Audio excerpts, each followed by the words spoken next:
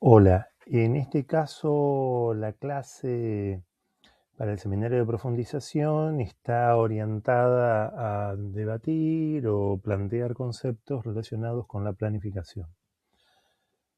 Vamos a retomar por lo menos algunos elementos claves para entender qué se entiende por planificación. Planificar es buscar certidumbre para el logro de un objetivo, a través de un método, de un esquema, de una forma en la cual esa certidumbre que desde tiempos inmemoriales el hombre ha buscado para poder obtener una certeza en cuanto a la búsqueda de sus logros. Esos logros tienen que materializarse en un tiempo determinado, en una base determinada, gastando también un determinado número de bienes para poder arribar al respecto. Y eso que se da en la vida cotidiana se tiene que reflejar de alguna manera en lo que es la acción pública. Esto desde la época antigua, particularmente del Imperio Romano, se estableció el hecho de planificar obra pública con un tema clave, los caminos del imperio que hacían no solo un marco de unión de comunicación entre las ciudades del imperio romano, sino también el traslado de tropas que hace a la propia subsistencia y mantenimiento de las distintas provincias romanas. Eso, por supuesto, se fue llevando adelante con las distintas civilizaciones, con los distintos estados, hasta arribar al mundo de la modernidad. Ya pasado la Revolución Francesa y la construcción del Estado-Nación, en la mitad del siglo XIX, tanto en Europa como en América Latina, podemos encontrar que esa forma de planificación la tenemos en muchos estados para no solo el tema de obra pública, el tema económico-financiero, sino también para otras áreas que no eran habituales en ese tema.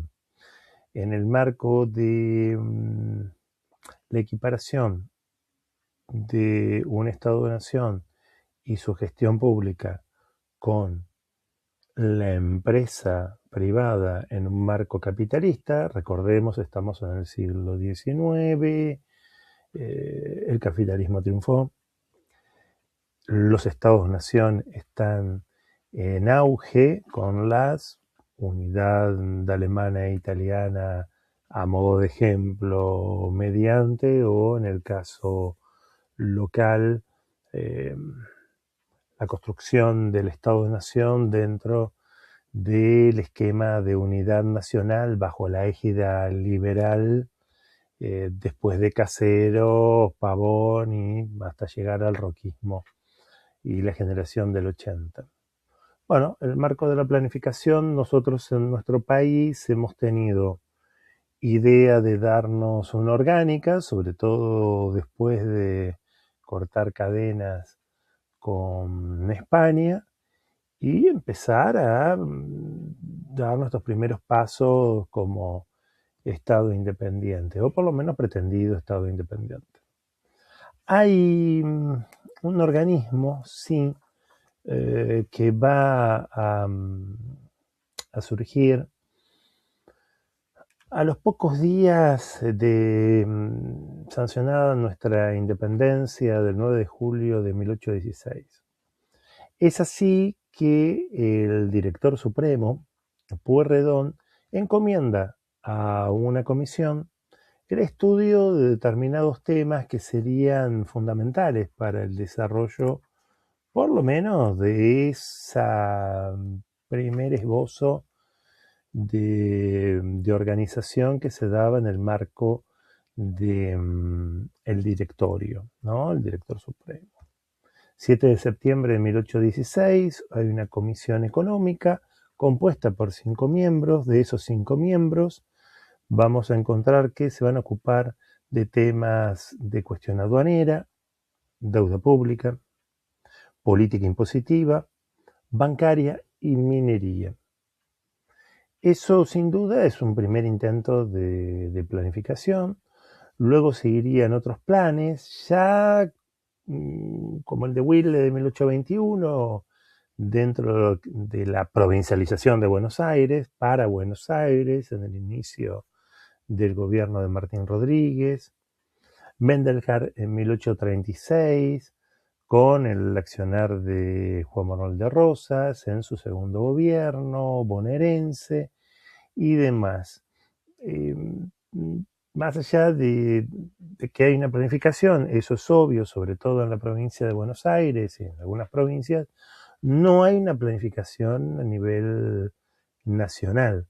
Vamos a tener que esperar a la Organización Nacional después de Caseros, de la mano de Urquiza y los liberales, para poder tener primero, bajo la ley 61, lo que hace a planificar la acción de puentes y caminos, desarrollo de las comunicaciones, más allá del camino real, que el Estado argentino empiece a desarrollar esa acción de apertura, rectificación y consolidación de los caminos públicos para la construcción de puentes y para los gastos administrativos que de ellos demanden. Se suma otra ley, la 325, son muy chiquitas porque empiezan las leyes de carácter nacional, del año 69, estamos hablando del fin de Mitre, ya la República Argentina bajo la égida de Buenos Aires y con el modelo agroexportador liberal, se crea la Oficina de Ingenieros. Fundamental la Oficina de Ingenieros, porque no solo va a ser el germen de después lo que va a ser el Ministerio de Obras Públicas, sino que tenemos personas capaces, tituladas, profesionales, que van a encarar el tema de caminos y de obra pública. Esta oficina luego va a presentar al Ministerio del Interior el detalle de la acción que va a llevar adelante por un año transcurrido, ¿no? El periodo, son periodos cortos, eso que los periodos presidenciales eran de 6 años, pero para el caso estamos hablando de algo que va a ser una constante en la planificación. Tiene que haber un marco normativo y tiene que haber un organismo estatal que lleve adelante lo que determina el marco normativo. Entonces, bueno, ahí ya vamos a tener la oficina de ingenieros, ellos van a exponer dentro del Ministerio del Interior, que sería el que está a cargo de el desarrollo político-administrativo de ese Estado. Recordemos que por Constitución Nacional en ese momento nada más hay 8 ministerios. Dentro de esos ministerios, bueno, el Ministerio del Interior absorbe un montón de direcciones y secretarías que con el correr de las décadas y sobre todo en el siglo XX se convertirían en secretarías de Estado o en ministerios propiamente dichos.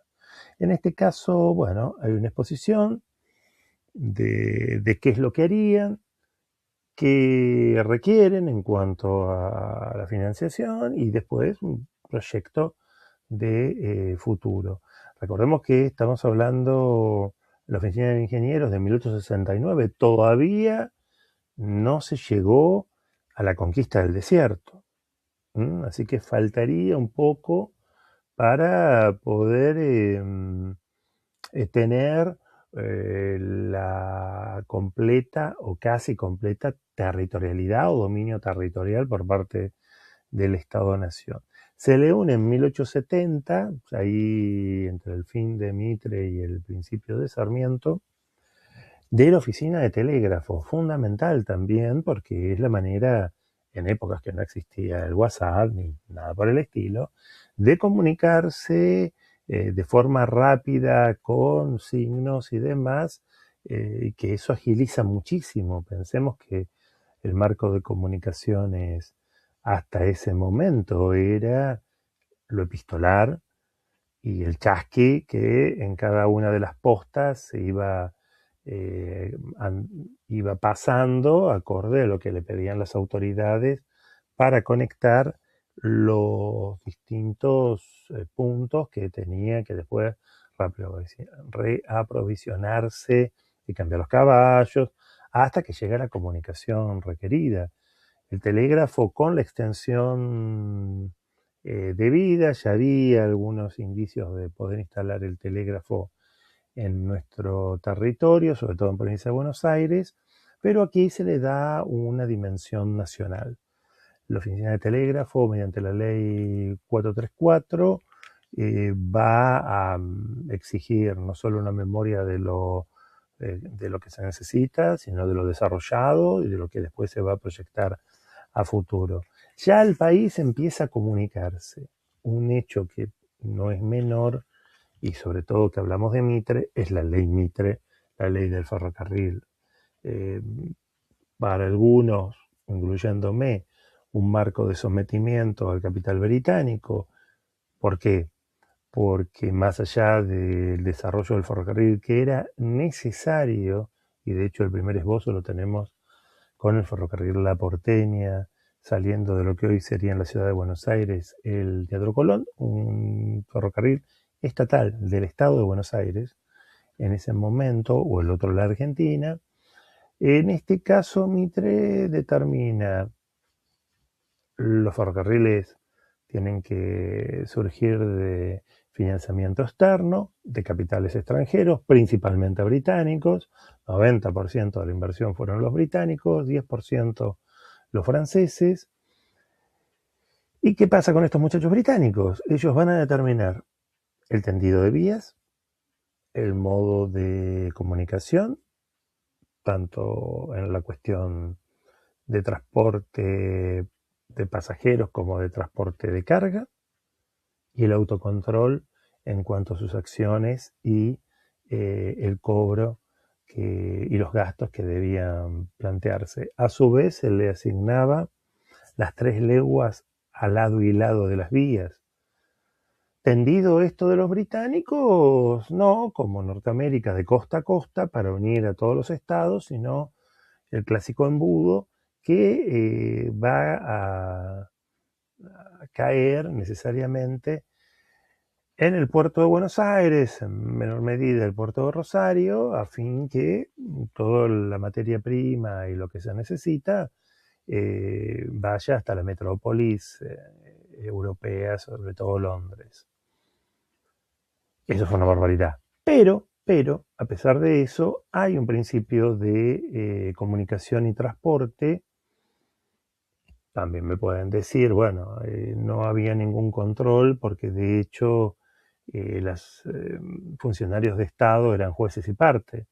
Del presidente para abajo habían sido funcionarios o miembros de las empresas británicas, sobre todo del transporte. Así que difícilmente yo le podía pedir a, no sé, Estanislao Ceballos, o al Mitre, o a Felipe Lavallol, o algunos que estuvieron en la administración de los ferrocarriles o de los eh, capitales británicos en general, que se pusieran a administrar a los que fueron sus patrones, si es que no lo seguían siendo. Vuelvo a la planificación. El tendido del ferrocarril es fundamental para poder conectarse de una forma imperfecta, determinada por los británicos, pero por lo menos hay vías férreas tendidas por el territorio conocido en ese momento.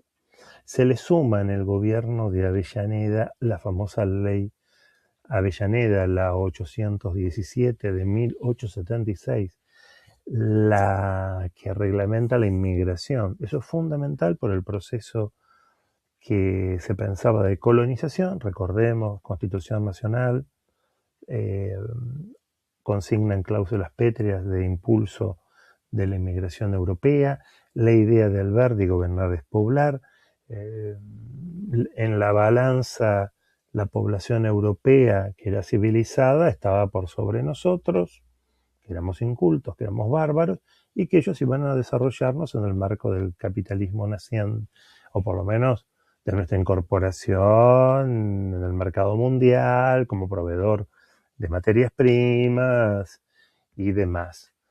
Funcionaba más o menos, pero por lo menos esa ley lo que hace es potenciar la inmigración venida de Europa y también de otras latitudes, y hay una política de Estado de promocionar en nuestros consulados y en oficinas especiales para el respecto que vengan europeos a nuestras tierras. La venida de europeos demandó la no pretendida idea de formar un Estado moderno concebido como servicio para las familias del patriciado, de que sean esos europeos que se sometan a su voluntad, sino más bien un inicio de crisis, porque claro, los que venían, está bien, muchos estaban escapados por el hambre, pero también estaban escapados porque eran dirigentes sindicales, socialistas, perseguidos por los gobiernos de turno en Europa. Entonces, ese patriciado que tanto hinchó con las manos europeas, la cultura europea, ahora se veía que esos europeos eran unos indeseables y que había que volver a la idea del gaucho como centauro moderno, y empezaba todo una letanía nacionalista que despotricaba contra estos sectores que determinaban que nuestra idiosincrasia se iba a perder. Miren cómo son las cosas. Pero bueno, volviendo a la planificación, se empieza a ver para esta generación del 80 la idea de que la obra pública, que las acciones de comunicación tengan su correlato en el presupuesto debatido, por supuesto, en ámbito legislativo. El presupuesto anual, ya determinado por Constitución, es la herramienta que tenía el Estado para determinar en qué se gastaba y cuál era el rumbo que tenía ese Estado. Convengamos que en general un Estado-nación tiene tres consignas: defensa exterior, seguridad interior, bienestar general. La defensa de afuera, defensa de adentro. La mejor manera, no te digo llegar a distribución de riqueza, pero por lo menos manejarnos correctamente. Eso arribaríamos o sería una idea de llegar al bien común. Nuestro preámbulo: construir la unión nacional, proveer la defensa común, proveer el bienestar general. Todos esos conceptos que están en el inicio, en el preámbulo, son en esencia puntas de esas políticas de Estado que darían como un marco la idea de planificación estatal y que todo Estado tiene que arribar. Cómo lo arriba, después se ven en el marco de los objetivos políticos que cada gobierno esboce. Después vemos si se privatiza, se estatiza, si hay capitales nacionales, capitales extranjeros. Eso después se ve, pero que hay que arribar a esas ideas. Dentro de esto, conjunto de leyes sobre impuestos, las aduanas, la acción que la generación del 80 trae en un marco de modernización muy fuerte, sobre todo en el marco del roquismo, en el aspecto del roquismo, hasta llegar a los primeros gobiernos vía Ley Sáenz Peña de el radicalismo. Esa Peña también la podemos enmarcar dentro de un concepto de planificación, porque ahí, aunque los del patriciado muchas gracias no les hizo, les querían seguir con el voto cantado y demás, Bueno, la ampliación de ciudadanía implicó una ampliación de derechos a través de la ley Sáenz Peña de voto secreto y obligatorio, no universal porque votaban nada más los hombres, y no todos los hombres que vivían en provincias. Acuérdense que la mayor parte de nuestro territorio eran territorio nacional, dependía del Estado federal, toda la Patagonia, la región del Chaco, Misiones, había un territorio de los Andes, post Guerra del Pacífico, para defensa de nuestros minerales y nuestra frontera con el norte de Chile, justo esas partes lo había perdido Bolivia y demás, así que bueno, estábamos todavía en tensión. ¿El radicalismo qué hace? Bueno, el radicalismo con Irigoyen y en parte Alvear eh, se basa en la planificación que existía desde la época del patriciado, le agrega la cuestión social, por lo menos en algún aspecto.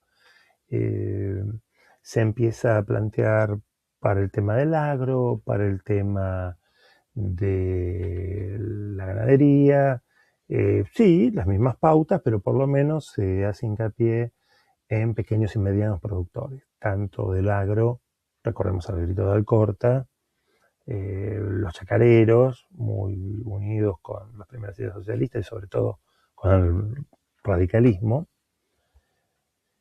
y por otro lado las ganaderías. Irigoyen era ganadero y respondía a los intereses de pequeños y medianos productores bonaerenses. Por el otro lado, la creación de YPF y la puesta en marcha de yacimientos petrolíferos fiscales, también yacimientos carboníferos fiscales y un proyecto de tren en nuestro norte, sobre todo en el territorio de lo que sería la gobernación militar de los Andes.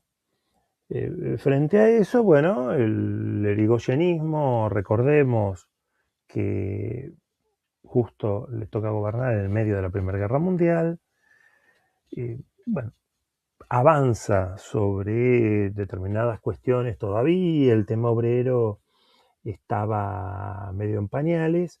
Desde el Estado es cierto que Irigoyen le presta atención, sobre todo a una huelga, las huelgas portuarias, la logra resolver, pero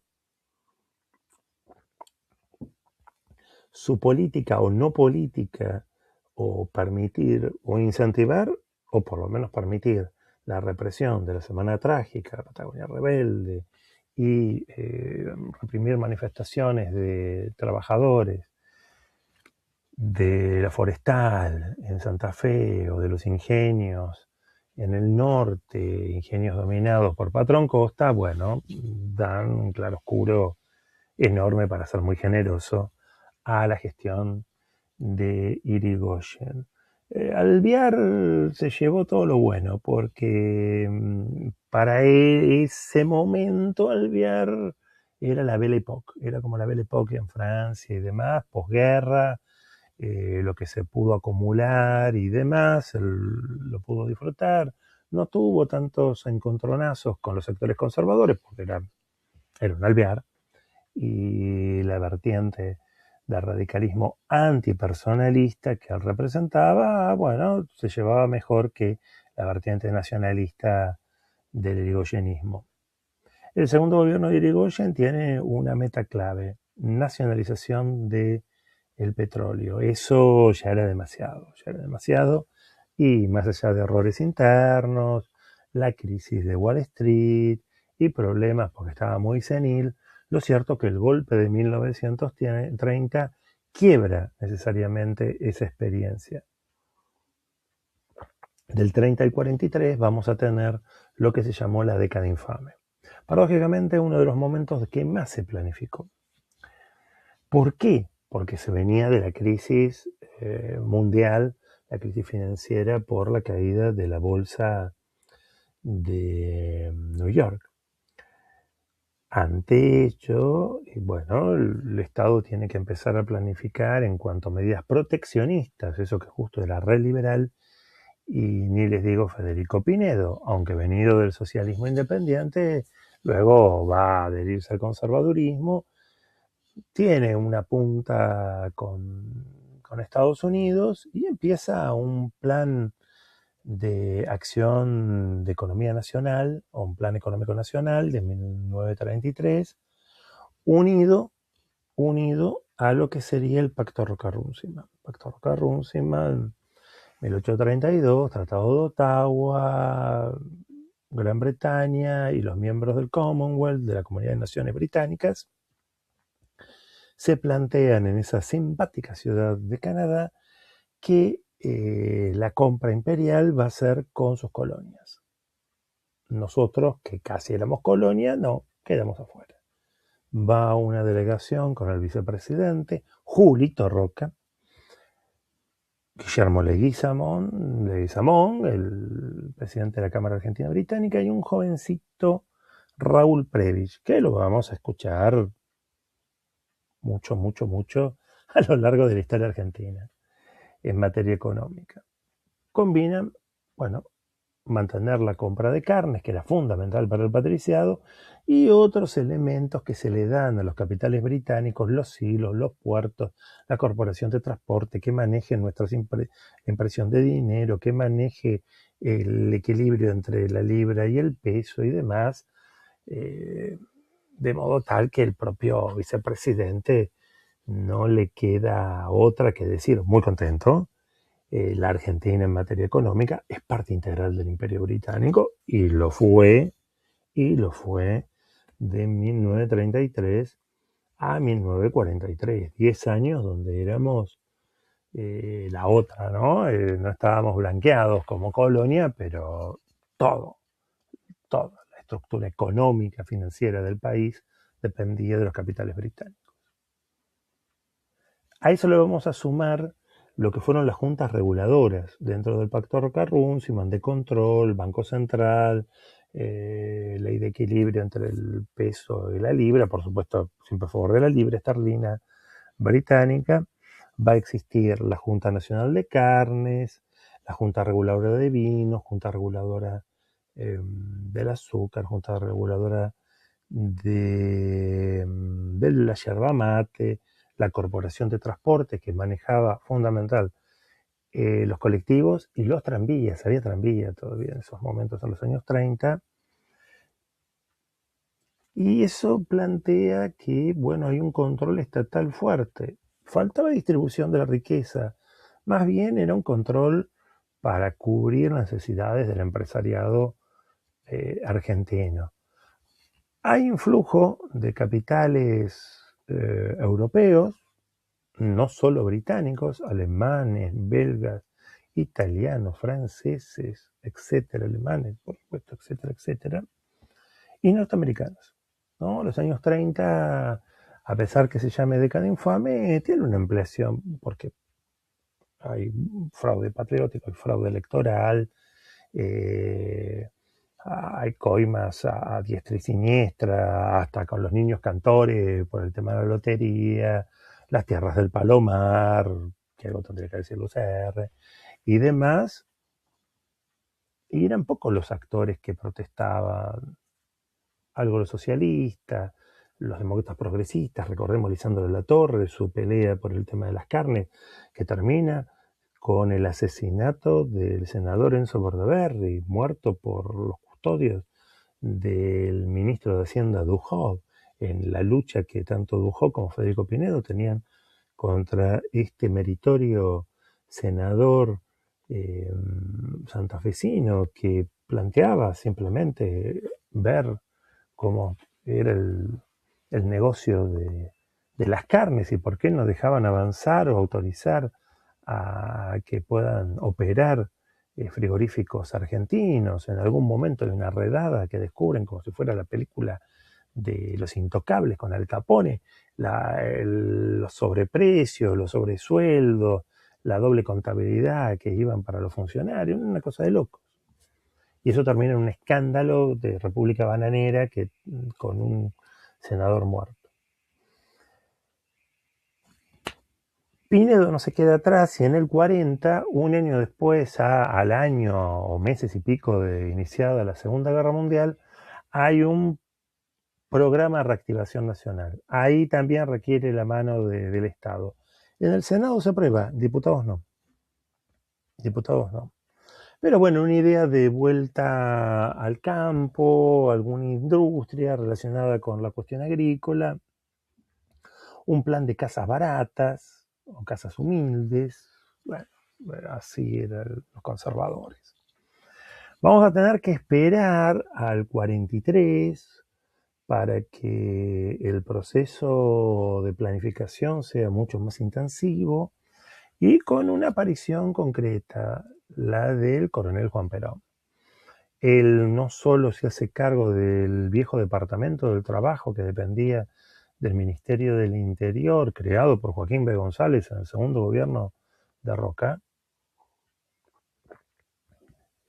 sino que lo convierte en Secretaría de Estado, dependiendo de Presidencia, y asume con la Secretaría de Trabajo de Previsión un gran rol, no solo en ser un ministerio sin serlo, sino que junto con la Secretaría de Industria y Comercio van a motorizar los gobiernos de Ramírez y Farrell, ¿no? La planificación va a tener un punto clave con no solo el accionar de la Secretaría de Trabajo y Previsión, sino el impulso de Perón en el 44 en la creación del Consejo Nacional de Posguerra.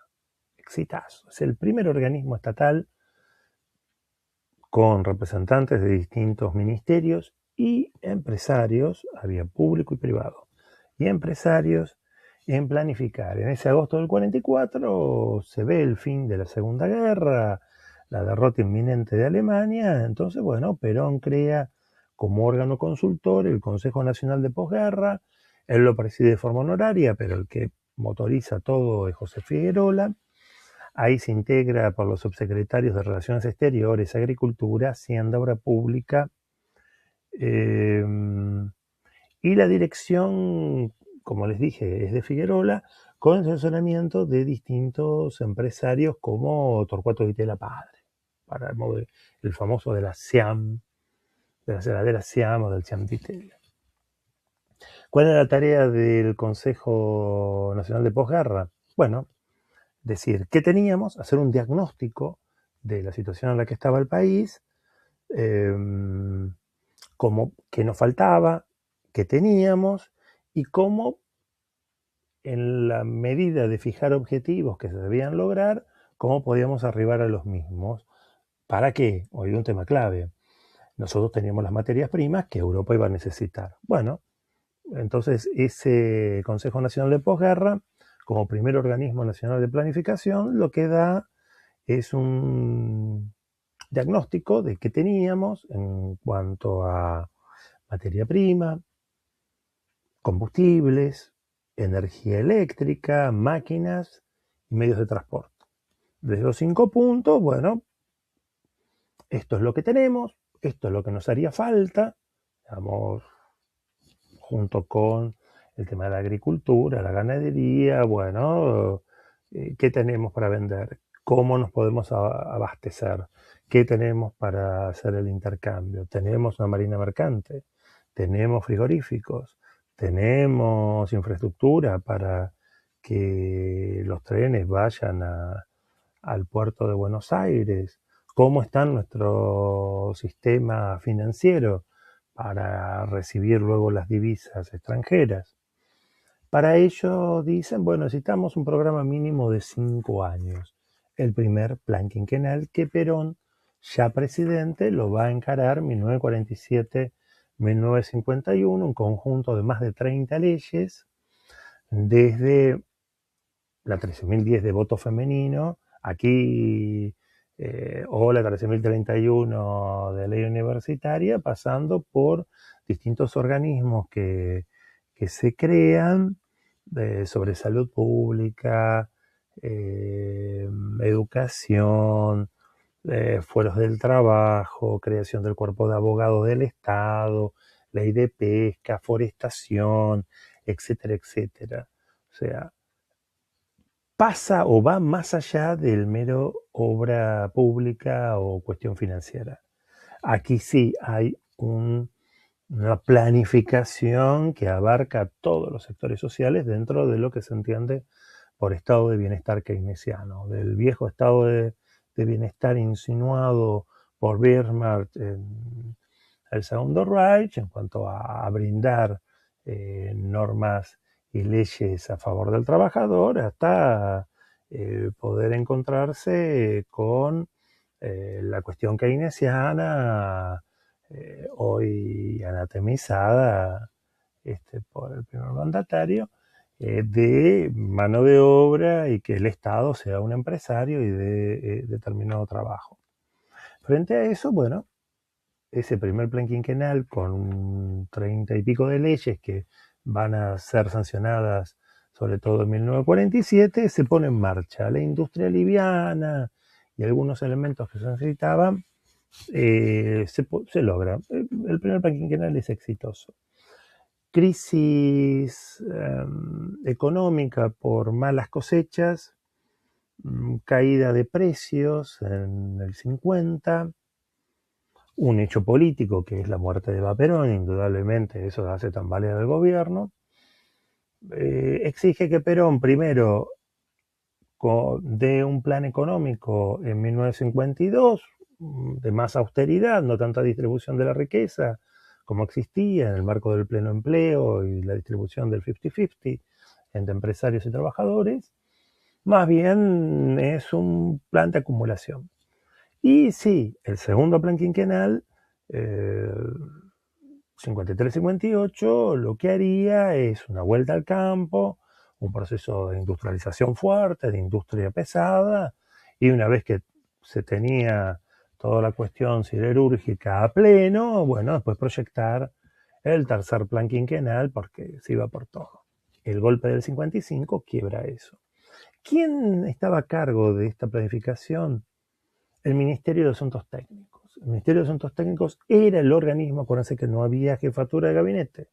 En ese momento era el ministerio que coordinaba el accionar del resto de los ministerios y velaba por el cumplimiento del plan quinquenal en sus distintas acciones. Cuando se produce el golpe del 55, todo lo que tiene que ver con ese Ministerio de Asuntos Técnicos pasa al Ministerio de Hacienda / Ministerio de Economía. Y la planificación, les diré, queda en manos del Ministerio de Economía, en lo formal o en lo informal, en los hechos o en la palabra, pero son los que lo manejan.